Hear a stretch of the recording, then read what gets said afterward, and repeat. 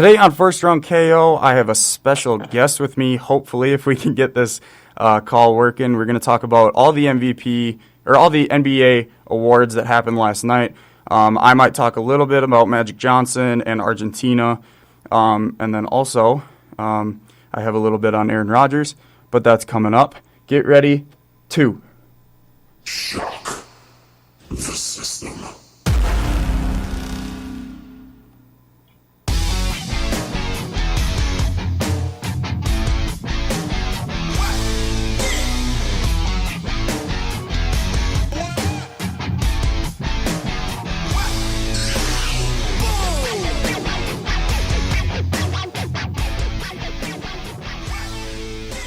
Welcome to the most must-hear WSUW sports podcast in history. Welcome to First Round KO. I am your host, KO, a.k.a. Howard J. Dingers, and I am joined, hopefully, I'm going to do this intro and then it's probably not going to work. Watch. All right, so I am joined today by the current star of the Hatchet football team, future college football player, hopefully future NFL wide receiver or D-back, whatever he is, the Loki to my Thor, the Sam to my Dean, the Eli to my Peyton, the Marc Gasol to my Pau Gasol, the Tiki to my Rondé Barber, ladies and gentlemen, my little brother, Cameron Olson.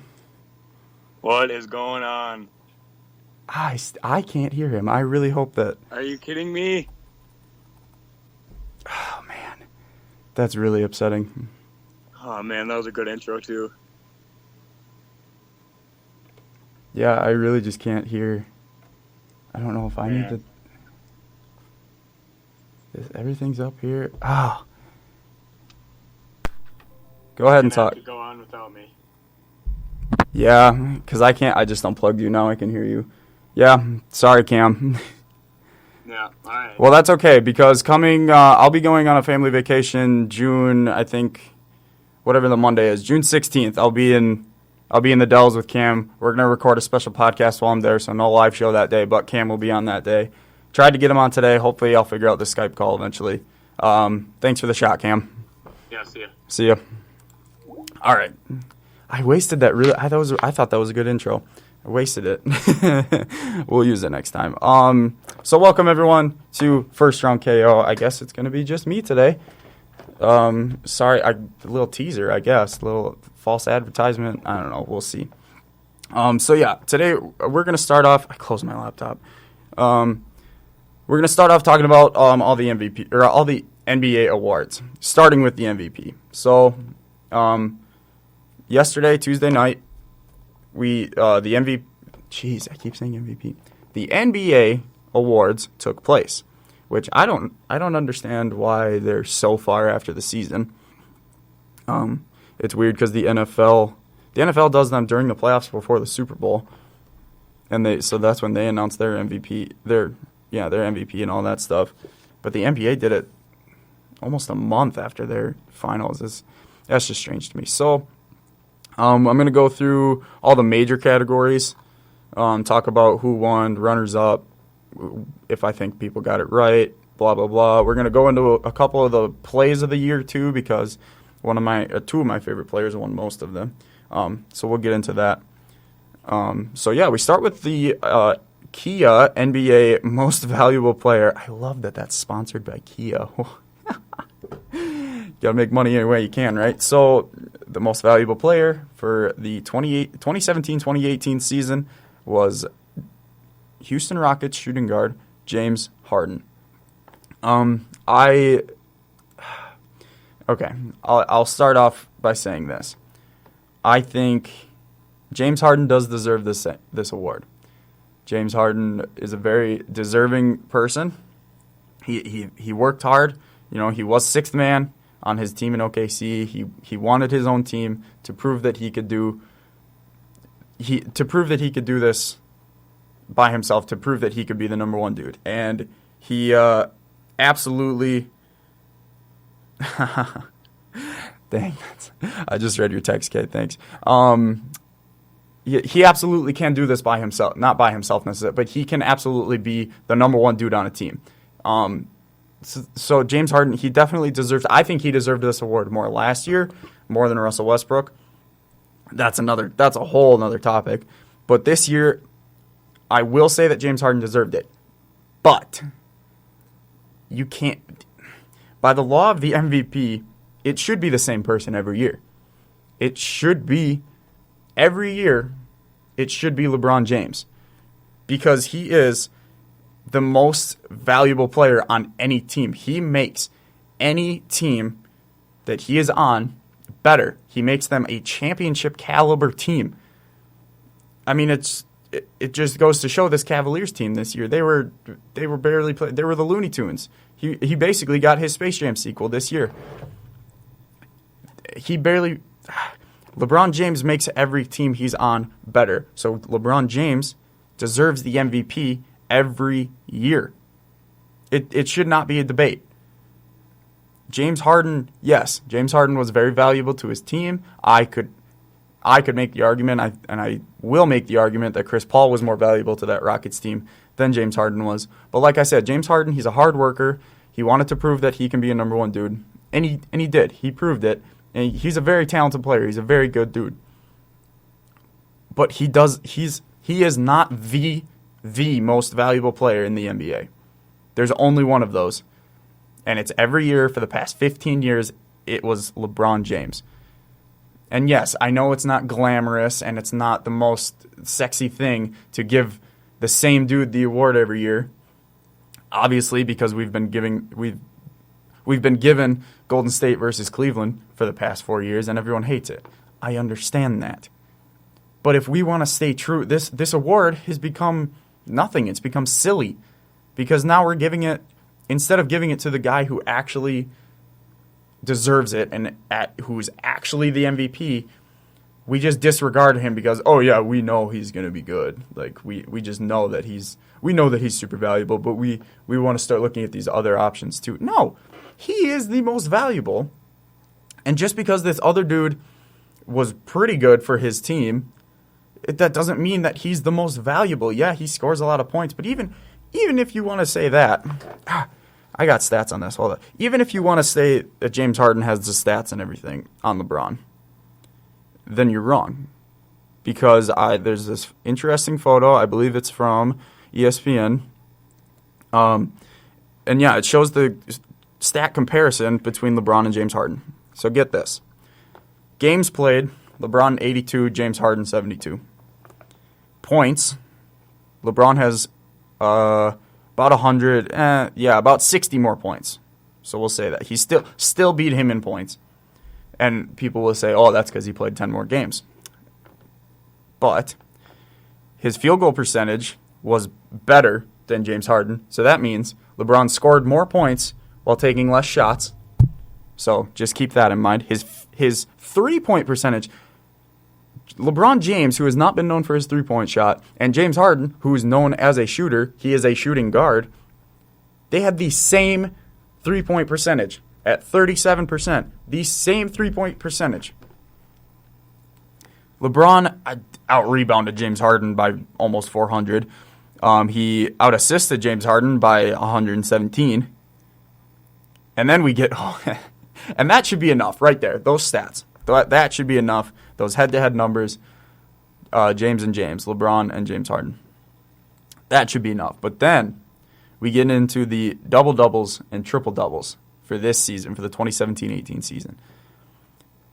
James Harden had 31 double-doubles and 4 triple-doubles, which those are impressive numbers. I'd say those are MVP caliber numbers, obviously, because he won. But 31 and 4 pales in comparison to LeBron James with 52 double-doubles and 18 triple-doubles. 18 compared to 4. 52 compared to 31. 82 compared to 17.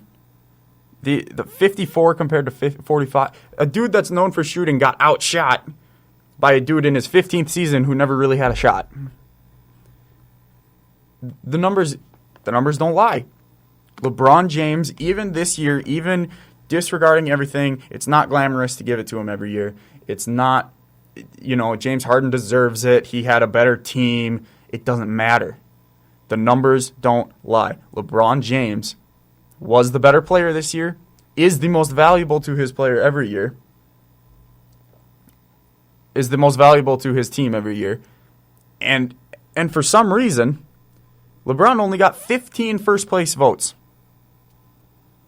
Only 15 out of 101 people thought that LeBron was the most valuable player. The other 86 all voted for James Harden. Anthony Davis didn't get a single vote, which, by the way, Pelicans are not good. We talk about bad teams, and then we have this dude on the New Orleans Pelicans who we never talk about.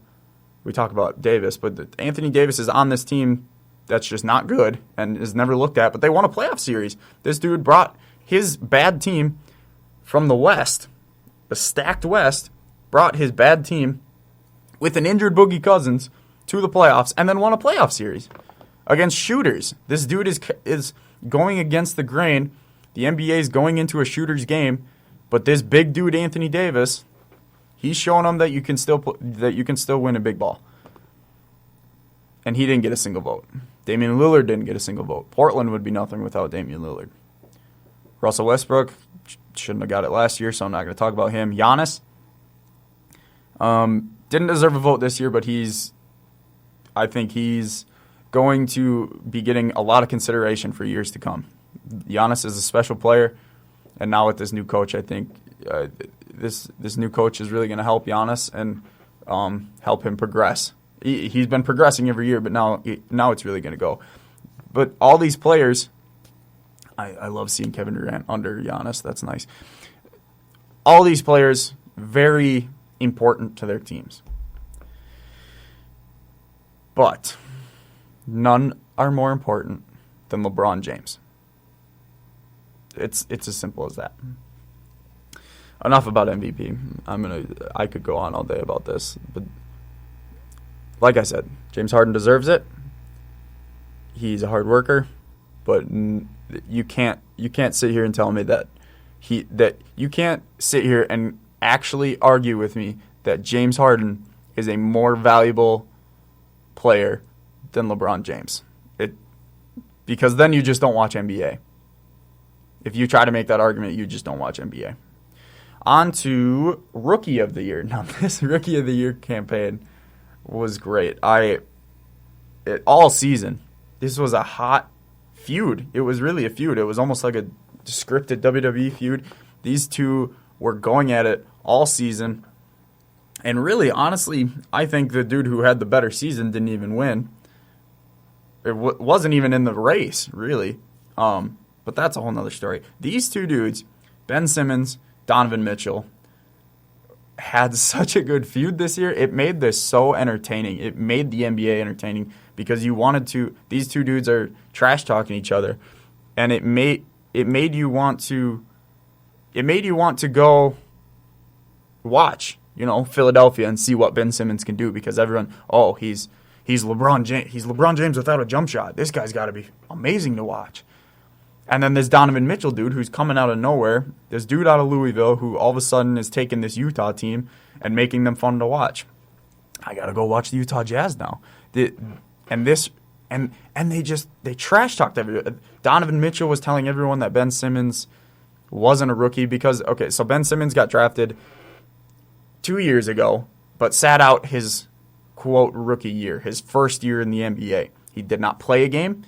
And apparently when that happens, I heard an interview with someone else, and I can't remember the name, but he also sat out his first year. And you don't practice with a team when you're out with an injury for an entire year. It's not like you practice and learn plays or anything like that. So I get Ben Simmons' argument against that. So Donovan Mitchell's argument for his Rookie of the Year campaign was that Ben Simmons isn't actually a rookie. It's not his first year in the league, which it's not, but it's his first year playing. And Ben Simmons was saying, that's your only argument? Your only argument is that I'm not a rookie? That's fine. I got this in the bag because A, I am a rookie, and B, I'm just better than you, and obviously I am better than you because you're trying to find loopholes to beat me. It was so fantastic. And Donovan Mitchell, I don't even think it's hard to say because it was their rookie year. But I think Donovan Mitchell's better than Ben Simmons. He was this year. I think Donovan Mitchell was better than Ben Simmons this year because Ben Simmons played on a more talented team. He had obviously Joel Embiid was not there all season. Joel Embiid was hurt for a lot of the season, but he still had JJ Redick. He still had Robert Covington. And Saric on Philly. Ben had a more talented roster in Philadelphia. But Donovan Mitchell, I'm sitting here, and I can name two other people on the Jazz. Three other people on the Jazz. I can name. I watch the NBA. I follow the NBA, and I play 2K. I know rosters, and I can only name three other. I can name Rudy Gobert. They had Ricky Rubio and they had Joel Ingles. That's about it. That's all I can think of. This Donovan Mitchell dude made, and he brought Utah to the playoffs. This dude brought his team to the playoffs in the stacked West. I think Donovan Mitchell had a better rookie year. I really do. So a lot of these people probably looked at Ben Simmons and said, he's a better player overall, and he's got more potential, so we'll give it to him. But if you just look at it as this year, what happened this year, I really do think Donovan Mitchell had a better season, and he only got 11 of the first place votes. Ben Simmons got 90, and then no one else. Tatum didn't get any. I think Tatum had a fantastic year. I think Jason Tatum's going to be a star, and I think while he didn't have a fantastic regular season, towards the end of the regular season, he started stepping up again in Boston. But it was really in the playoffs where he made that push, and you're not supposed to count playoffs for these voting for these awards. So I get that. Kyle Kuzma, again, going to be great. Dennis Smith Jr. took over Dallas. No one thought he was going to do anything, and all of a sudden he's just making plays left and right. This is a fantastic rookie class, and I think they're all going to be stars at some point. But if you look at it just as this season, Donovan Mitchell was a better player than Ben Simmons this season. I really think that he should have won Rookie of the Year. But again, we're not looking at it as apparently the voters don't look at it as who was the better player this year. They think who is I don't know. They give it to who they think should win it, not who does deserve it. I don't know. These NBA awards they're interesting. I disagree with a lot of these. So speaking of disagreeing with these, we go on to the Kia NBA Sixth Man. Again, why are these all sponsored by Kia? That's weird. Lou Williams, Eric Gordon, and Fred VanVleet were the top three in that order. Lou Williams won with 97 votes for first place. Eric Gordon got 3 of those votes. Fred VanVleet got 1 vote for sixth man. Now this is interesting because I thought Lou Williams should have been a starter, and I think he realized halfway through the Clippers realized halfway through this season that he could be a starter too, and then he went to them and said, "Hey, I'm on pace for sixth man. Just keep me off the bench." I really think that.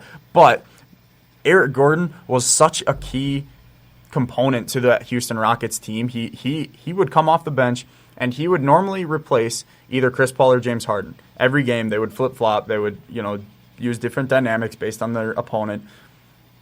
And Eric Gordon would come in, and he would basically replace either Chris Paul or James Harden. And that's not hard to do. They're MVP candidates. They're amazing future Hall of Famers. And Eric Gordon would come off the bench, with fresh legs and create new, or carry the first team mentality for Houston, while the second team kind of can't. They would replace most everyone except for either Chris Paul or James Harden at a time. But Eric Gordon would come in and replace whoever's sitting on the bench.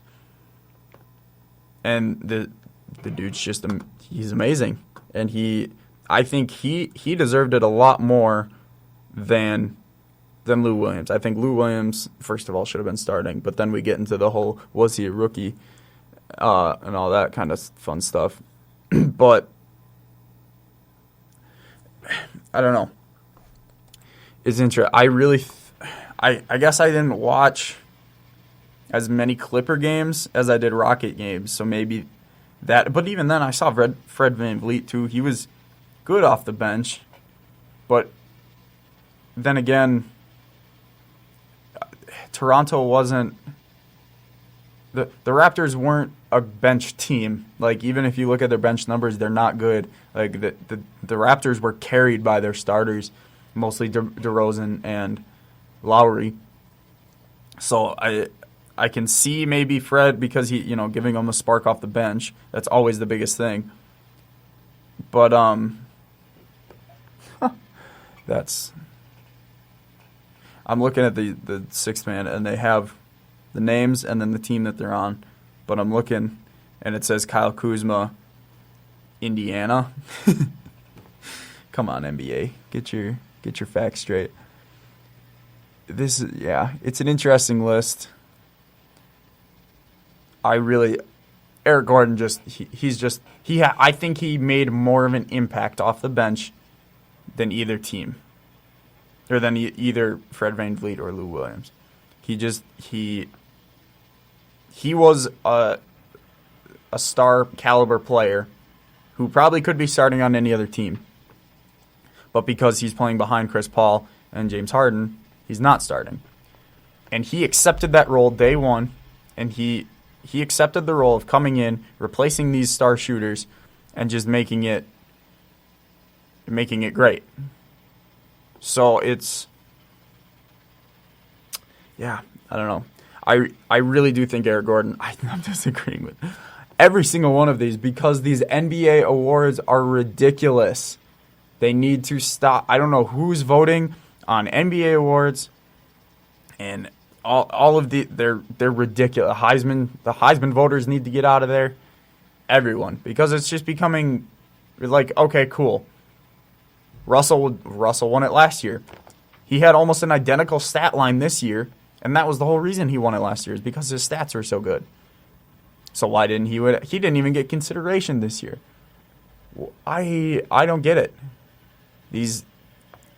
And honestly, if you look back, I'm gonna look up this. So if you look at NBA MVPs by the year, so it's ever since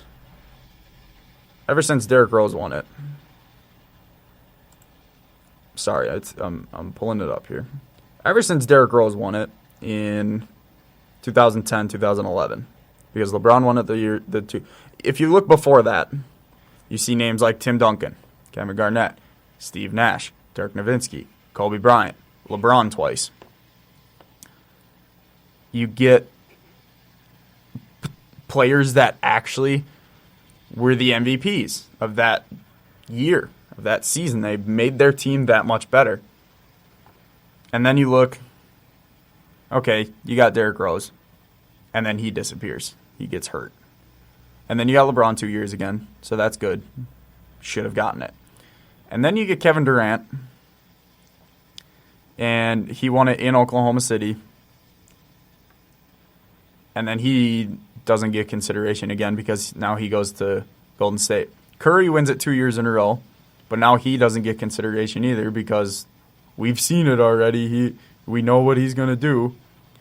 Who cares if he's the best player? I think he deserves it more than Kevin Durant. I don't know if you guys can. There's construction going on in one of these rooms next to me. I hope you guys can't hear that. It's whatever. I'll find it in post. Russell Westbrook last year won it and then disappeared in the playoffs. and similar stat line this year, no consideration. I really do think James Harden next year is not going to get a single ounce of consideration. Because, okay, he won it, cool, on to the next guy. We're just kind of knocking guys off the list. Instead of giving it to the people that deserve it the most, we're just kind of knocking guys off the list. Okay, Russell, yeah, he's got a hard work ethic.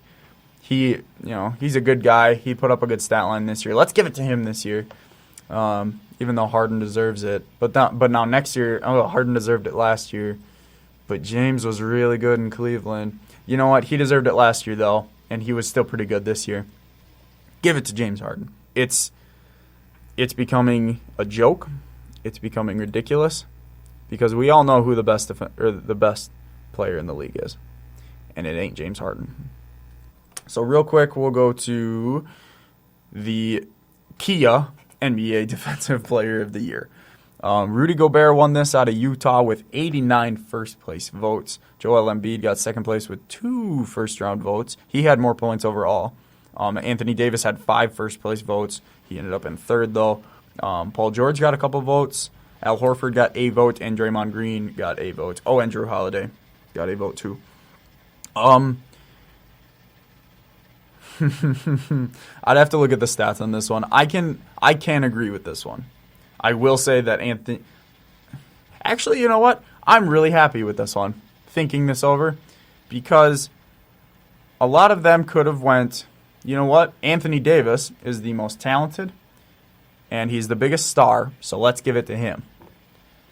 But they didn't. I actually think they kind of went against my arguments on this one. They actually gave it to someone different. You don't really think, if you say a hard-working defensive man, you don't really think Rudy Gobert. So I really like this pick. I'm sure his stats back him up. Every game that I watched, he was amazing. He's a very athletic. He's a very tall guy. He's one of the tallest guys in the NBA. But he knows what he's doing defensively. He's not just one of those tall, lanky dudes that we see in the NBA now who don't know how to move. He's a very good NBA player. I actually really like this pick. Him and Donovan Mitchell made a lot of noise. Obviously, Rudy Gobert on the defensive side of it, and Donovan Mitchell kind of on both sides, more the offensive side. He's a shooting guard. He's got a very good shot too. But they made a lot of noise in Utah. I really think they took Houston a couple games in the playoffs, and yeah, it was a good run for Utah, and I think they're building something with that pair. If they can keep Gobert and Donovan Mitchell, obviously they fit well together. I think Rudy Gobert was a really good pick. Like I said, they could have went with Joel Embiid, who's more of a bigger name. He's a bigger presence on social media, so that that's kind of better for the brand. But they didn't do that. They didn't go with Anthony Davis. They didn't go with Paul George. I think Draymond, you can make a legitimate argument for. I think he is one of the best defenders in the NBA. He's very smart. He's got a very high basketball IQ, so he knows what he's doing, and he knows how to. He's very annoying too. It seems like he's very annoying to play with. He knows how to aggravate you in the slightest to throw off your game, and then he's physically good defensively also. So that makes for a good combination. So you could make an argument for Draymond Green. He only got 1 vote. He ended up in 6th place. But he gets overshadowed because he's in Golden State. I don't like him as a player. I think he's very dirty, but you got to respect his game. But yeah, Rudy Gobert, fantastic dude. I'm sure he had a lot of blocks this year. And if he can polish up his offensive game, I think him and Donovan Mitchell, they'll have something special there. That's for sure. So then we move on to the most improved player for the 2017-2018 season, and wouldn't you know it, I disagree with this one. Number 1 was Victor Oladipo in Indiana.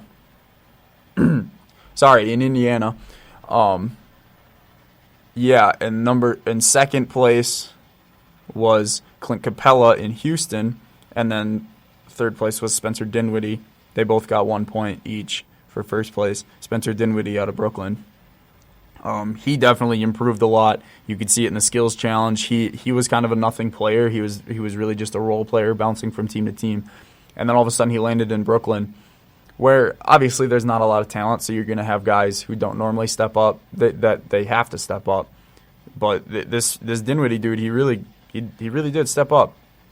His game looked very polished. He looked like an actual NBA player instead of just a role player. But here's my thing with Victor Oladipo. Obviously, he's a great player, and he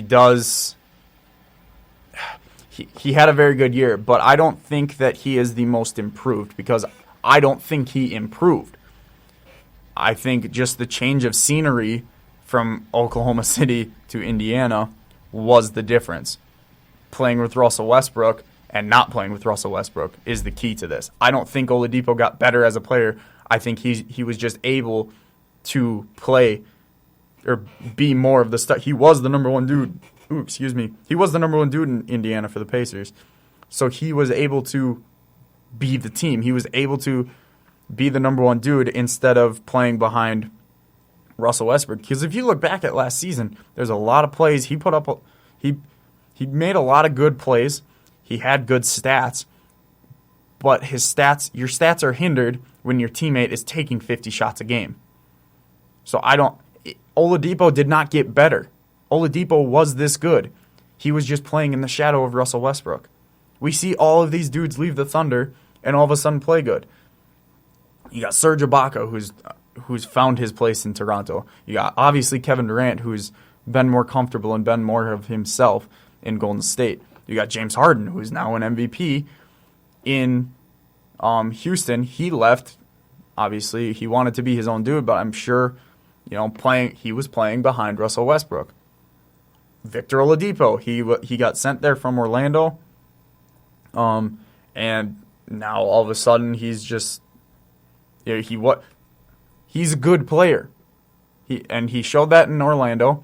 He showed flashes of it in Oklahoma City, and obviously he showed it this year in Indianapolis. But he's not the most improved because he was just that good last year. And he played under Russell Westbrook, who takes 50 shots a game, who's padding his own stats, and he's not worried about winning. So Oladipo did not get the minutes or the shots that he did in Indiana. That's the only reason. Clint Capella, on the other hand, stayed on the same team. They gained a player in Chris Paul, but he got bigger and stronger, and he worked on his actual game. He became a pick-and-roll dude. He worked on his screening, his rolling to the basket, his finishing. Clint Capella was a fantastic finisher down low this year. And his rebounding and his defense. This dude is a center, but he's one of the most athletic dudes I've seen in the NBA because he's a menace on the defensive boards. He's a shot blocker. And all of a sudden, he kind of got an offensive game, too. And when you have Chris Paul and James Harden, you don't need an offensive game. But when you have it and you can help with, offensive rebounds or pick and rolls, that pick and roll situation between Capella and Paul and Capella and Harden, it's dangerous. It's really dangerous. And not only because Chris Paul and James Harden are so good offensively, but because Clint Capella also now has an offensive game, and he's smart enough and big enough to set good screens. Clint Capella actually improved himself as a player and didn't just change scenery so now it looks like he's a better player. I think they definitely missed this one. Oladipo was this good, has been this good. He just had a chance to show it this year. Clint Capella deserved this. He only got one vote out of the 101. Oladipo, I can see why they gave it to Oladipo because yes, it looks like he got better, but he was this good. Like I've been saying, he was this good in Oklahoma City. He didn't have the same spotlight. He couldn't show it as much because people were focused on Russell Westbrook, and Russell Westbrook was focused on Russell Westbrook. So Oladipo doesn't deserve this. He is a good player, and he deserves his All-Star spot. He deserves any, All-Pro teams that he makes. He is a good player. but Clint Capella was the most improved because he actually went into the gym on the offseason, got bigger, got better as a basketball player, and got a sharper IQ. And he absolutely deserved this most improved award. Okay. That's my rant about the NBA awards. I was really hoping to talk to Cam about this. My interview with Cam will be it'll be pretty long. We'll probably fit a lot of stuff in with a lot of just short, quick answers. Like I said, that's coming July 16th, I think, is that Monday. Whatever that Monday is, July 16th. There will be no live show because I'll be on vacation with my family, but I will be recording a show and putting it up on SoundCloud and Spotify, or not SoundCloud and YouTube as scheduled. So don't worry about that. But yeah, and I'll get his thoughts on this because he had some stuff to say, and I didn't want him to tell me beforehand because I wanted to, we'll have a little give and take on the show. That's fine. It's okay. Moving on. So next we're going to talk about Magic Johnson in LA because Magic Johnson, this was interesting. So the second part of the story is more interesting than the first. But so the first part of this was Magic Johnson, I believe it was yesterday or the day before, said that he said that he was very confident and that he was sure that they were going to get a free agent in LA for the Lakers. He was very positive, and he still is positive, but now he's kind of putting himself on blast. So Magic Johnson, after saying how confident he was and how sure he was that the Lakers would land a big free agent, Magic Johnson came out and said that he will step down, he will quit his position in the Lakers front office if they don't land a big free agent name. This is just, dude. This dude is like, I get it because like I said this. I think it was my last show. They're set up to get 3 major stars, and there's a chance that they can go 0 for 3. There's a really big chance that Kawhi doesn't get traded there, that PG-13 goes for the money in Oklahoma City, and LeBron picks Houston or Boston or Philly. There's a big chance that happens. But there's also, I'd say, that there's also a big chance that either one or two of them go to LA, and I think it's more likely than not that they will land someone in LA. But apparently he's either that confident in himself that they will land something, and he's just saying, "Oh yeah, I mean, if we don't, I'll quit." He's that confident, or maybe they already have something in place. Maybe they're all saving it for a big announcement like LeBron did with the decision going to Miami. But or the other side of this could be that he's looking at this and saying, okay, if I can't make the team better this offseason with this free agency class, then maybe I'm not right for this job. Which that's pretty big of Magic, and I wouldn't put it past him. Ooh, excuse me. The dude is very smart, very basketball savvy, so he knows what he's doing. So it's interesting because I really do think that maybe he's looking at this like, okay, if I can't sign these big free agents when it's almost a guarantee that I should get one of them and I don't get any of them, maybe I'm not cut out for this, and it's best for the Lakers to move on for me. It's interesting. I don't know if he should have said it, but oh, here we go. I finally found. I don't know if he should have said it, but it definitely makes it interesting. He says, if you're judging us on one summer, that's ridiculous. He added that the Lakers owner, Jeannie Buss, won't have to fire me because he would resign if the team continues to miss the postseason. So, yeah, I really think, that just confirms what I've been saying. This dude, he really thinks that he really thinks that if he can't do it this year, if he can't get the Lakers to the postseason this year, then he's just not right for the job. And they won't have to fire him. He'll step down. And that's big of Magic. I think that's really cool. And he knows what he's doing. He's a smart dude. So for him to come out and say that, and that's almost interesting. I don't know what kind of approach that is for free agents. Wouldn't have made it if I was the trade. I'm not sure. It's an interesting article on Bleacher Report.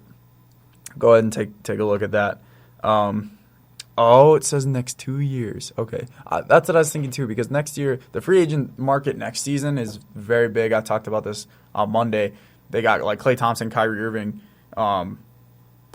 Jimmy Butler, a number of big names, potentially LeBron and Kevin Durant too. A lot of big names coming out next year. So I was almost wondering, wait till next year, but that makes it. He says Magic Johnson will step down if the Lakers don't sign a top free agent in the next 2 years. So I think if they don't get anyone this year, though, they're not getting anyone next year. I think they need to get someone this year. And if they only get one this year, then they can sign someone next year too. But I talked about all that on Monday. Go ahead and listen to that podcast. That's number 7. Go ahead and listen to that first half about the NBA. On to the World Cup. So, also on Monday's podcast, I talked about Argentina and how Messi's legacy was destroyed by this World Cup. And then yesterday, Argentina has to go and win and get into the World Cup. It's hard for, I don't know. Obviously, I'm happy. I'm very happy for Messi. I'm just mad because I went and said that they were done, and I think I did clarify that they probably still could get in. I didn't think it was going to happen, but they snuck in. Argentina snuck in there, and I'm happy because here's the thing. Now, I talked about on Monday how this World Cup, Messi should have stepped up like Ronaldo did and carried his team. He's got the talent to, and he's expected to. He really should have. Ronaldo did it, so why couldn't Messi? Talked about that was my one last thing on Monday.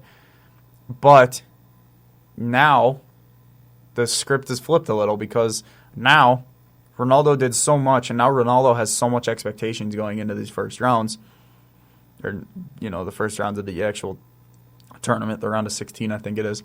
And Messi, I think they both have expectations now, but it's different expectations. Ronaldo's already been scoring, so he has an expectation to keep that consistent and score a goal every game. Messi has an expectation to step up now. And that's it's worse. It really is. It's Messi's in a worse situation because now he did not perform well in the first round in these group games to get into the actual tournament. So now he has to go out there and prove himself. And he absolutely can. He's got the talent to do it. But that pressure is worse than the pressure to keep scoring. Because if Ronaldo just goes and one game, if they win but he doesn't score, that's okay. It's like, oh no, he didn't score. But then the next game he's probably going to score again. Messi almost needs to score, especially in their first round matchup. I don't remember who they're playing, but he needs to go in. He needs to go in, and he's got this expectation because he wasn't performing to now step up. Now that they squeaked in, this is his time to step up and rise up, and it really is. Now he's able to, instead of this World Cup being so devastating to his legacy, he can now fix it. He can now build up from it because instead of them being out of it and he just didn't do anything all 3 games, now he has a chance to make a couple great moments, make a couple goals, and kind of tell everyone, hey, I had a couple bad games, but we got in, and now I'm here to prove myself. I really hope that's the case for Messi. I really do. I picked on Hawk Talk. We did a bracket, and I picked Argentina to come out of out of Group D, and I picked Argentina to win. And you know what? I'm gonna stick with that because I really do believe. I believe that Messi's gonna step up now. I think he realizes that he almost missed his chance, and I think he's going to be going out and playing every match like it's his last, like he needs to win these. I think they're going to step up. So I would put a lot of money on Argentina. Probably not, actually. I wouldn't put money on it. But I'm going to stick with my pick. I think they're going to start making some noise. We're going to go back to the NBA real quick. So also at the awards, they do top plays of the year, which is an interesting thing. They do, so it's like they do top dunks, hey, yeah, I'm on. No problem. They do top dunks, they do top assist, and just like clutch shots and that kind of stuff. So that's an interesting thing, but it happens. It's cool because the clutch shot was LeBron James against. Oh, it was against the Timberwolves. It was against Minnesota in overtime, the game winner. The dunk of the year was Giannis against the Knicks when he jumped over the dude. Block of the year was Anthony Davis. The assist of the year was LeBron, the one in LA where he just. Basically, it was just a little flick of the wrist. Handle of the year was Kyrie Irving. I don't know what play that was. Oh, excuse me. So then they do all these winners. They take all the winners of these small categories, clutch shot, dunk, assist, block, and handler, and they do this all at the same time. And then they take all of those winners and they say, okay, which one of these is the best play of the year out of all the winners? And the winner of that was LeBron James's clutch shot. But I just like to point out that Giannis, he won dunk of the year. He was in block of the year, and he was in assist of the year. Dude's he's getting up there. He's getting his name in there. I think it's very good to see that he's throwing his name in the hat. And he's getting his name out there. He's coming up with these big plays that are being recognized. He's starting to be recognized as one of the star players in the NBA, and that's great because he deserves it. Giannis is a fantastic player, and he keeps getting better every year. So that's what makes me excited for these Bucks seasons every year. Is that how has Giannis bettered himself as an NBA player? How has he changed? And now this whole team has a new dynamic. We got the new stadium, the new coach. I talk about this almost every show. It's going to be an interesting dynamic for the Bucks this year. But just Giannis specifically, he's stepping up and he's starting to get recognized. Like I said, he came in, I think it was like 6th or something for the MVP race. He's getting recognition, and it's very good to see Giannis starting to get that recognition for MVP. I have a lot of time left, but my one last thing I can talk about for a very long time. So let's talk about one last thing for today. So my one last thing, Aaron Rodgers will be the MVP of the NFL season, or 2018. The betting odds came out that the MVP race is Aaron Rodgers, Carson Wentz, and Tom Brady. Those are the best odds to win. Now, I disagree with Tom Brady. He won't be that good this year. He really won't. And just because, this goes into the argument too with people. Aaron's the only quarterback rated 99 on Madden, and everyone got up in arms with it because because Tom Brady was a better quarterback and Aaron was hurt, blah, blah, blah. I think everyone just got upset because people consider Brady the best quarterback of all time. But the argument to that is the ratings are not over time. It's last season and what your current, attributes are as a quarterback. Aaron is younger, and he's just a better talent at quarterback. He's a better thrower of the ball. He's more agile. He runs better, and he makes those difficult deep throws.